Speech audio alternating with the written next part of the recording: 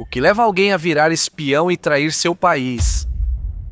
Para alguns, é questão de princípio e ideologia, uma crença que supera a lealdade nacional. Para alguns, o dinheiro e o fascínio da riqueza superam o dever patriótico. Aldrich Rick Ames, um ex-oficial da CIA que se tornou um espião da KGB, se encaixa firmemente na última categoria. Movido pela ganância e pelas exigências de uma segunda esposa extravagante que vivia muito além de seus meios, Ames embarcou em um caminho de traição de 9 anos que levaria à prisão ou morte de nada menos que 10 dos espiões de mais alto escalão dos Estados Unidos da América.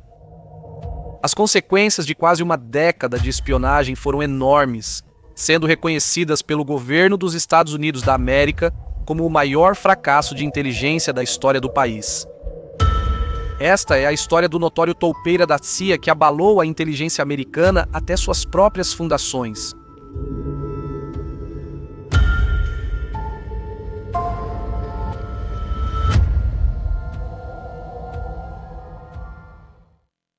Nascido na tranquila cidade de River Falls, Wisconsin, em 26 de maio de 1941, Aldrich Ames foi o primogênito de Carlton Cecil e Rachel Ames. Seu pai era professor universitário respeitado e sua mãe, professora de inglês do ensino médio. Aldrich, o filho mais velho e único, tinha um destino longe da academia tranquila. Em 1952, o pai de Aldrich ingressou na diretoria de operações da CIA, desenraizando a família para a Virgínia. Um ano depois, a família foi rapidamente levada ao Sudeste Asiático por 3 anos.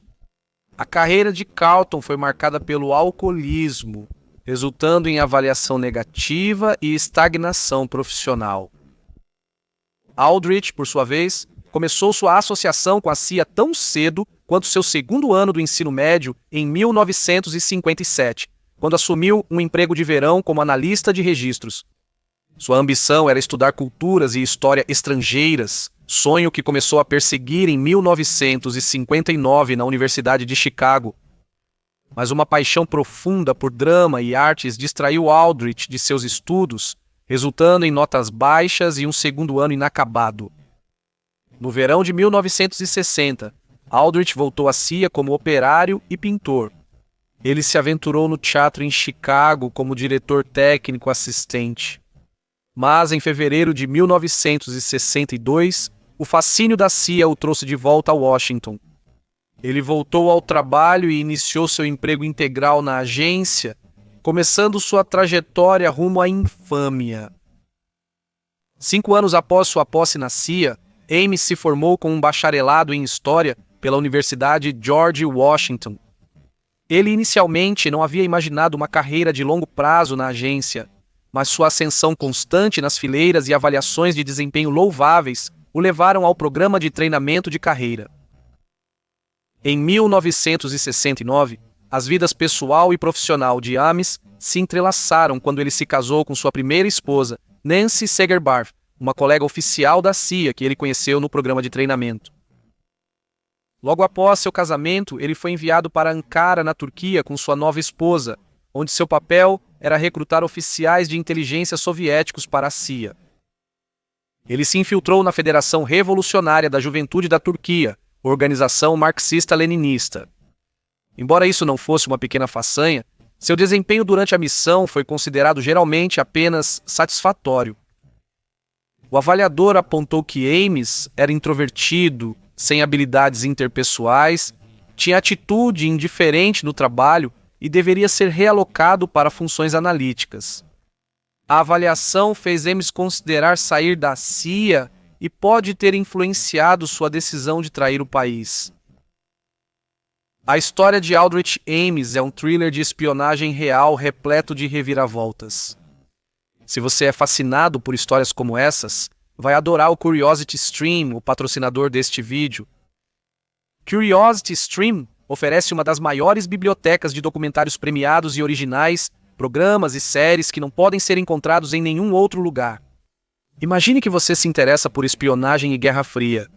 Nesse caso, você vai adorar KGB, A Espada e o Escudo, uma série fascinante de 3 partes sobre a história secreta e muitas vezes violenta dos serviços de inteligência russos. Por que só focar em histórias de espionagem? Assistindo David Attenborough sobre a natureza ou Stephen Hawking sobre o universo, você logo mergulha em descobertas no Curiosity Stream. Veja as postagens semanais do Curiosity Stream em qualquer dispositivo, onde e quando quiser. Com planos a partir de menos de $5 por mês, você pode mergulhar em milhares de horas de documentários e séries de alta qualidade hoje mesmo. Então clique no link na descrição ou vá para curiositystream.com/Philip para ter acesso ilimitado aos melhores documentários do mundo e insira o código promocional Philip para economizar 25% agora mesmo. Ao voltar à CIA na Virgínia em 1972, Ames passou 4 anos na divisão soviética da Europa Oriental, responsável por operações soviéticas e da Europa Oriental na Europa. Suas avaliações de desempenho foram geralmente positivas, pois ele se destacou na gestão de documentos e no planejamento de operações de campo. Como seu pai, seu excesso de álcool virou problema recorrente, resultando em 2 memorandos confidenciais em seu arquivo. Em 1976, Ames foi para Nova York, onde lidou com 2 importantes ativos soviéticos. Nesta fase de sua carreira, Ames se tornou um especialista em seu conhecimento sobre a KGB. Em Nova York, recebeu ótimas avaliações, sendo promovido e premiado com bônus. No entanto, sua abordagem desleixada para a contabilidade financeira e algumas violações graves de segurança mancharam seu registro, incluindo um incidente em que ele deixou uma pasta contendo materiais operacionais classificados em um metrô, enquanto estava a caminho de encontrar um ativo soviético. A pasta foi recuperada depois, mas não se sabia o quanto das informações classificadas foi comprometido. Ames recusou várias atribuições internacionais porque sua esposa não queria se mudar, mas depois percebeu que isso prejudicava sua carreira na agência. Assim, em 1981, aceitou uma colocação na Cidade do México, onde acreditava que poderia manter contato próximo com sua esposa, que permaneceu em Nova York. Dizem que seu desempenho no México foi medíocre. Ele não dominou o espanhol e, ao fim da missão, nenhum contato virou informante ou espião. A vida pessoal de Ames durante seu tempo no México foi marcada pela infidelidade à sua esposa e pelo aumento do consumo de álcool, adquirido uma reputação por longos almoços regados à bebida. Durante uma recepção diplomática, ele, embriagado, discutiu intensamente com um oficial cubano. Em outro caso, causou acidente de trânsito e estava bêbado demais para responder à polícia. Com sua esposa de volta a Nova York, Ames, agora solteiro geograficamente, começou em 1982 a ter um caso com Maria del Rosário Casas Dupuy. Ela era a dida cultural na embaixada colombiana e uma informante menor da CIA. Para Ames, ela era exótica e tinha um apetite insaciável pelo extravagante, talvez sem que ele percebesse. Roupas de grife e alto padrão de vida eram a ordem do dia, e Ames logo perceberia que tinha mordido muito mais do que podia mastigar, financeiramente falando. Apesar das regras da CIA e do relacionamento não ser secreto, Ames não informou aos superiores sobre o namoro com uma estrangeira. Em 1983, Ames foi transferido para Washington e, mesmo com desempenho medíocre, assumiu o setor mais sensível do Departamento de Operações.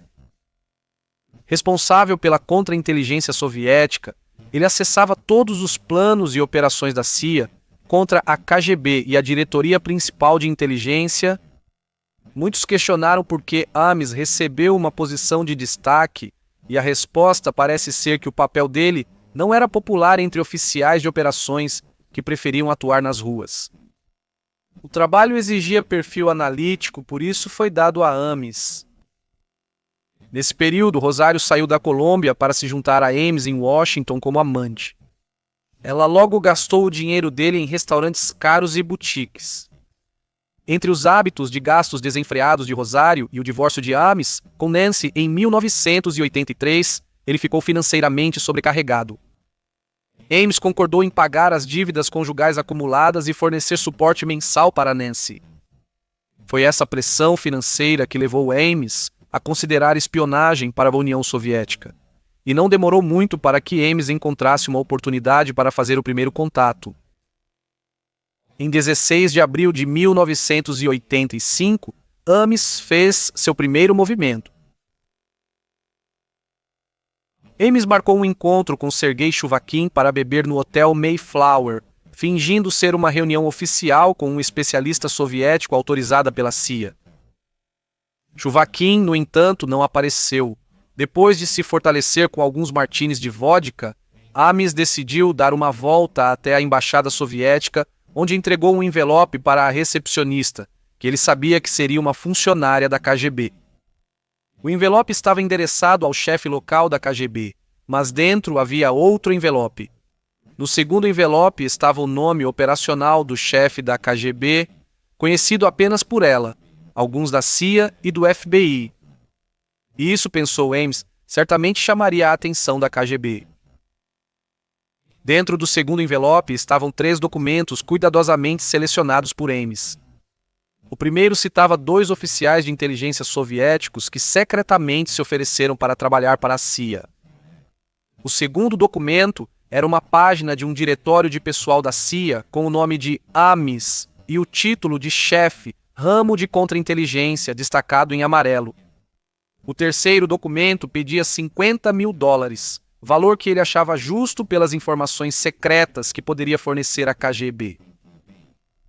Chuvakin, o homem que o havia deixado esperando, telefonou para Ames 3 semanas depois, convidando-o para uma reunião na embaixada soviética. Em seguida, ocorreu uma série de reuniões entre Ames e Chuvakin e a troca de várias quantias de dinheiro. Isso foi o ponto sem volta para Ames. Ele ultrapassou um limite sem volta. Ames se encontrou várias vezes no verão de 1985 com um diplomata russo para quem começou a revelar as identidades das principais fontes da CIA e do FBI que estavam relatando as atividades soviéticas. Ele também revelou várias operações técnicas da CIA direcionadas à União Soviética. Em 13 de junho de 1985, Ames revelou à União Soviética os nomes de 24 espiões de inteligência ocidental. Logo, a rede de agentes da CIA no bloco soviético começou a desaparecer rapidamente. O Politburo e a KGB nunca facilitaram o trabalho de espionagem para Ames. Para a União Soviética, a traição era o pior crime, e logo após Ames identificar um agente da CIA, o traidor soviético era geralmente preso e executado. Assim, a rede de agentes da CIA no bloco soviético começou a desaparecer a uma taxa alarmante. A agência sabia que algo estava errado, mas a possibilidade de um infiltrado em suas fileiras era demais para o orgulho da agência contemplar. Seria possível que os próprios operativos da CIA tivessem cometido erros em suas operações e, assim, comprometido seus agentes? Ou talvez as instalações secretas na embaixada americana em Moscou tenham sido comprometidas ou infiltradas? Essas explicações eram menos constrangedoras e dolorosas, sendo vistas como as mais prováveis. A recusa da CIA em considerar que seus ativos estavam sendo perdidos como resultado de um trabalho interno ficou conhecida como Síndrome de Angleton. Recebeu esse nome pelo ex-diretor da CIA, James Angleton, cujo zelo hiperparanoico em caçar toupeiras foi destrutivo e contraproducente. Foi preciso uma denúncia do desertor soviético, coronel Vitaly Yurchenko, no verão de 1985, para compelir os investigadores da CIA a olhar para dentro. O principal suspeito era o ex-agente da CIA Edward Lee Howard, conhecido por vazar informações aos soviéticos. Por essa razão, Ames foi inicialmente ignorado pelos investigadores. Porém, quando outros 3 ativos importantes desconhecidos por Howard foram perdidos, ficou claro que havia vazamento de outra fonte. Em uma reviravolta ainda sem explicação, Yurchenko voltou à União Soviética 3 meses após desertar. Em vez de receber uma bala na parte de trás da cabeça, ele foi recebido de braços abertos pela KGB. a CIA ficou em dúvida se a denúncia era verdadeira. Então, enquanto os alarmes estavam tocando e uma caça ao infiltrado estava em andamento, Ames conseguiu passar despercebido pelo radar da CIA e do FBI. Ele fez uma viagem para Bogotá no final de 1985. Lá, ele aproveitou a oportunidade para se encontrar com um oficial da KGB chamado Vladimir Metulayev, que se tornou seu principal controlador durante a maior parte de sua carreira de espionagem. Em agosto de 1985, logo após seu divórcio, Ames se casou com Rosário. Já havia se tornado aparente para todos que Ames estava vivendo muito além de seus meios. Para explicar sua nova riqueza, ele inventou uma história sobre a rica família colombiana de sua esposa. Em 1986, a agência sabia que até 30 ativos da CIA e do FBI haviam sido comprometidos. À medida que cada fonte de inteligência desaparecia do mapa, Ames ficava mais temeroso de que começaria a ser suspeito por sua agência.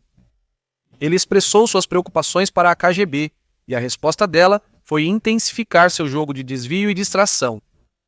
A KGB enganou os investigadores dos Estados Unidos da América ao sugerir que o informante estava em uma instalação secreta da CIA na Virgínia. Isso levou a uma investigação de um ano de 90 funcionários, nenhum dos quais era Ames.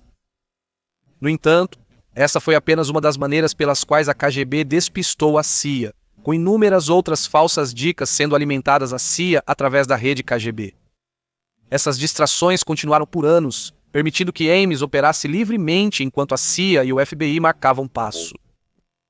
Mesmo com avaliações medíocres e indícios de alcoolismo, Ames foi enviado a Roma em 1986.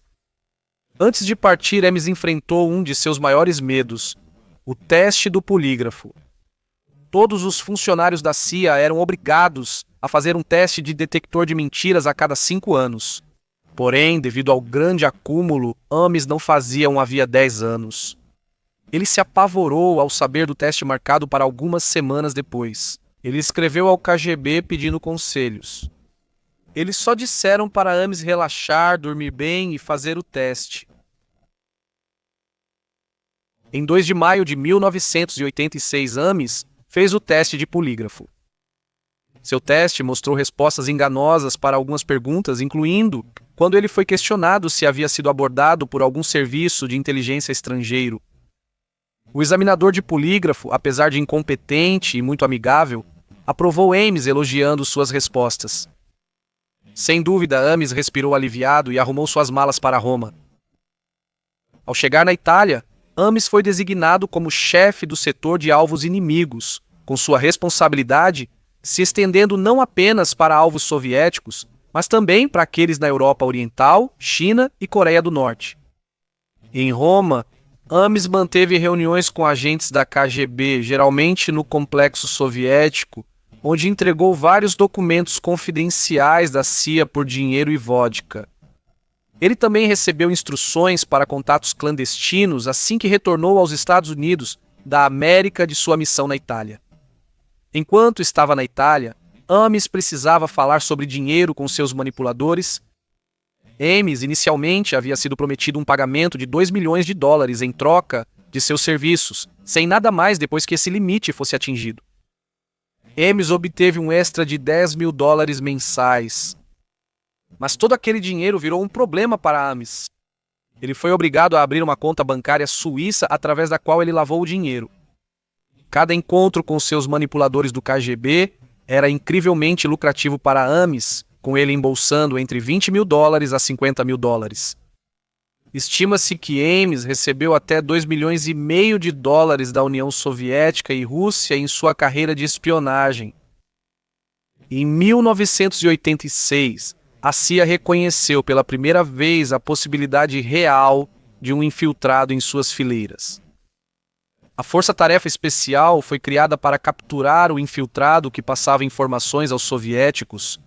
A equipe, liderada por Paul Redmond e incluindo Jean Vertefoy, Sandra Grimes, Diana Worthen e Dan Payne, começou a investigar todas as operações comprometidas para tentar identificar semelhanças entre elas.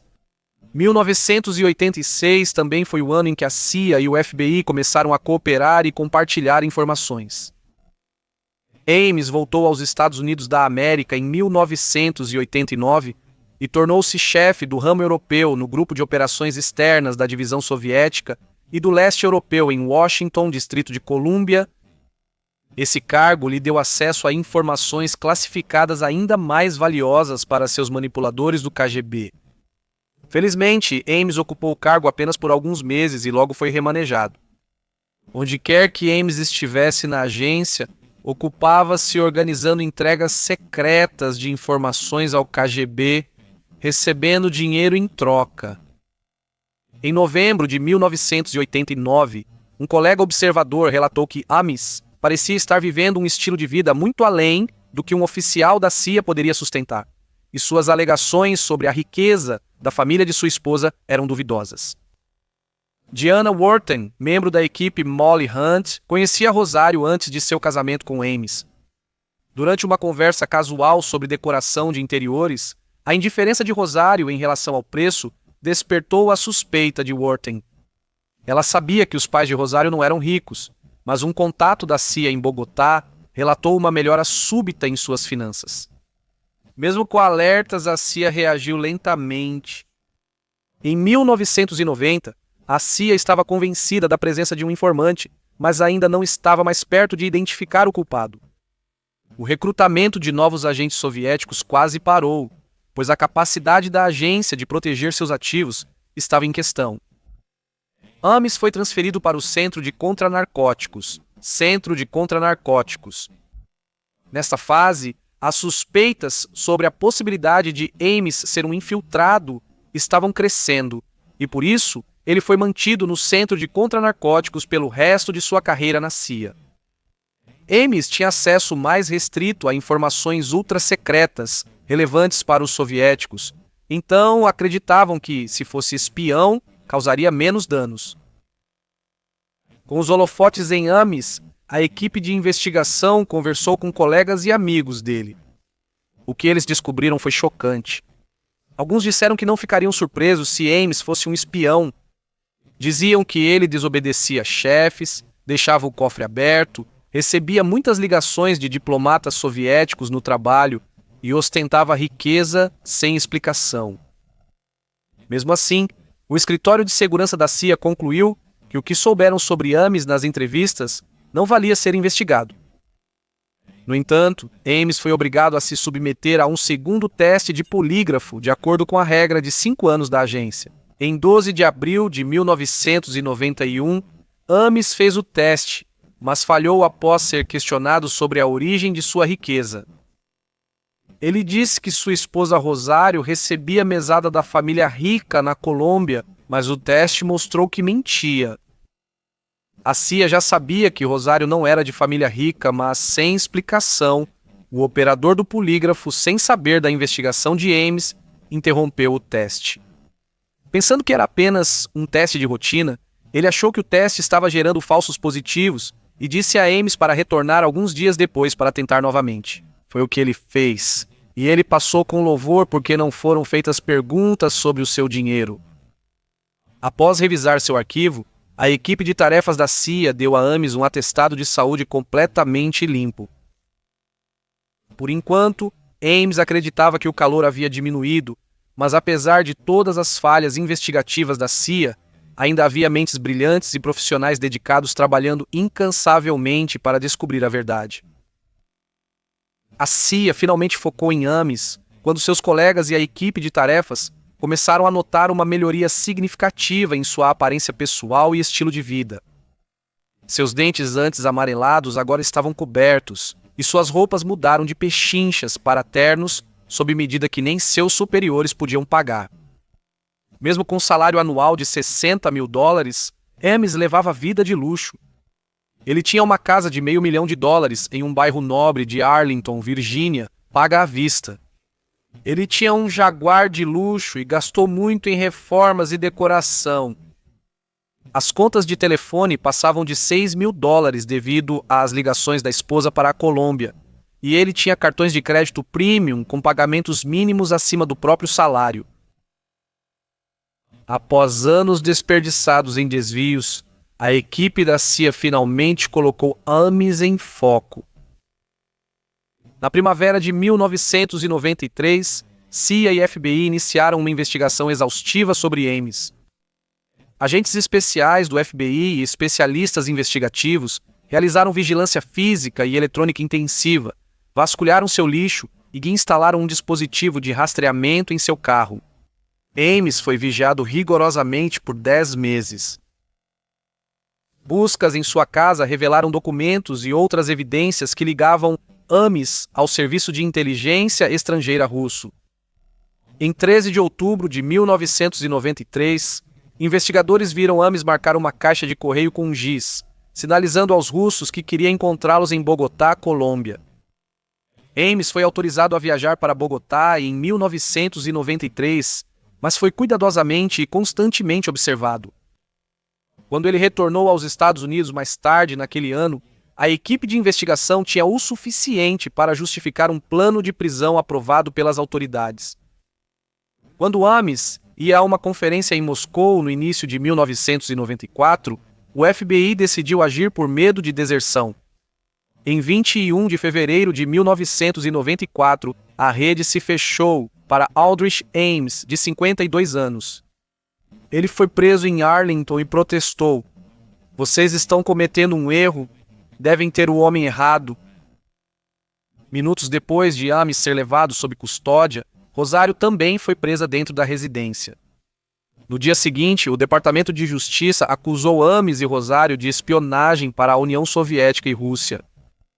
No dia 28 de abril, Ames se declarou culpado e foi condenado à prisão perpétua. Em acordo de confissão de Ames, sua esposa foi condenada a 5 anos por evasão fiscal e conspiração para espionagem. Após a prisão de Rosário, o FBI encontrou muitos itens de luxo na casa dos Ames: 60 bolsas, mais de 500 sapatos e 165 caixas fechadas de meia calça. No tribunal, Ames admitiu comprometer quase todos os agentes soviéticos da CIA e de outros serviços que conhecia. Ele admitiu fornecer à União das Repúblicas Socialistas Soviéticas e à Rússia uma vasta quantidade de informações classificadas. Calcula-se que as ações de Ames comprometeram cerca de 100 operações de inteligência dos Estados Unidos da América e resultaram na execução de pelo menos 10 fontes. A traição de Ames à CIA permitiu que a KGB usasse agentes para passar informações e desinformação aos Estados Unidos da América de 1986 a 1993. Parte desse material alimentado foi incorporado em relatórios de inteligência da CIA, alguns dos quais chegaram até 3 presidentes. Ames expressou que não tinha medo de ser pego pelo FBI ou pela CIA, mas tinha medo dos desertores soviéticos, afirmando que praticamente todo americano que foi preso em conexão com espionagem foi dedurado por uma fonte soviética. Questões em Washington. Por que demorou tanto? Demoraram para prender o mais alto oficial da CIA, já acusado de trair para os russos?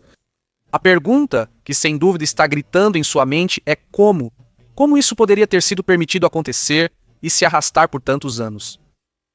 Apesar dos alertas, Ames agiu livremente por 9 anos, quase destruindo sozinho a inteligência dos Estados Unidos da América na União Soviética e Rússia. A CIA, naturalmente, enfrentou críticas massivas por não se concentrar em Ames mais cedo, dado o notável melhoramento em seu padrão de vida. O Congresso americano ficou agitado quando James Woolsey, diretor da CIA, decidiu não demitir ou rebaixar ninguém após anos de investigação sobre o infiltrado. O governo dos Estados Unidos da América realizou uma extensa investigação sobre o manejo do caso de espionagem com os comitês selecionados de inteligência, tanto no Senado quanto na Câmara dos Representantes, publicando relatórios condenatórios sobre o que foi descrito como o caso de espionagem mais devastador na história da nação. Seriam necessários muitos anos antes que o dano à reputação da CIA fosse reparado, e alguns podem argumentar que até hoje a ferida ainda não cicatrizou completamente. A lista de fontes que Ames comprometeu revela uma história comovente. Entre os envolvidos estavam o coronel Oleg Gordievsky e Adolf Tolkachev.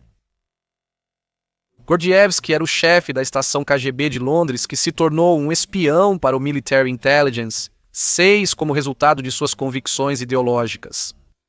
Gordievsky foi exposto como um agente duplo por Ames em 1985. Gordievsky teve muita sorte, pois ele e seus agentes do MI6 conseguiram fugir de forma elaborada. Adolf Tolkachev não teve tanta sorte. Engenheiro elétrico e designer da Fazetron, Tolkachev forneceu informações à CIA de 1979 a 1985, revelando segredos de radar, mísseis e dados classificados sobre aviônicos aos Estados Unidos da América. Ele foi preso em 1985, comprometido por Ames e Edward Lee Howard, e executado na União Soviética por traição em 1986. Hoje, Ames cumpre sua pena no sistema prisional federal. Rosário cumpriu 5 anos de pena e, ao ser libertada, voltou a viver na Colômbia. A resposta para a pergunta se Rosário sabia que Ames estava espionando para os soviéticos e, se sim, por quanto tempo, permanece obscura. O consenso é que ela só soube das ações de Ames no verão de 1992, após achar notas operacionais na carteira. Chamadas telefônicas monitoradas entre Ames e Rosário em 1993 sugeriram que, mesmo que ela não soubesse a total extensão da traição de seu marido, ela sabia que ele havia se encontrado com agentes da KGB. No entanto, mesmo que ela não soubesse o quadro completo e a verdadeira fonte da riqueza de seu marido desde o início, ela não teve problemas em gastá-lo e ser cúmplice na apresentação de declarações fiscais falsificadas junto com seu marido. A visão sobre Aldrich Ames como herói ou traidor depende do ponto de vista histórico e de qual lado da cortina de ferro a pessoa vivia. O que segue inquestionável é a grandeza da decepção de Ames. Ele realizou a traição mais significativa na história da inteligência dos Estados Unidos da América, agindo com surpreendente falta de disfarce, ocultando pouco sobre sua rotina diária. Ames não agiu por ideologia, diferente de outros espiões. Sua traição foi alimentada pela avareza, um desejo de ganho financeiro que superou quaisquer escrúpulos morais sobre as possíveis consequências de suas ações.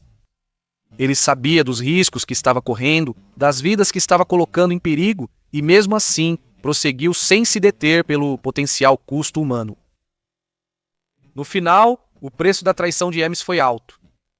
Pelo menos 10 homens encontraram um fim prematuro, suas vidas trocadas pelos adornos da riqueza, uma casa maior, um Jaguar de segunda mão e uma coleção de bolsas de grife. Alguns acreditam que nem todos os agentes comprometidos e toupeiras identificados antes ou depois da prisão de Ames podem ser atribuídos a ele.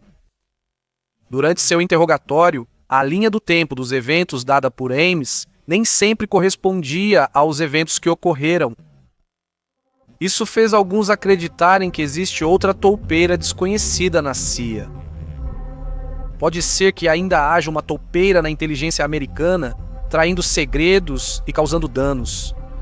Só o tempo dirá se outro como Aldrich Ames surgirá.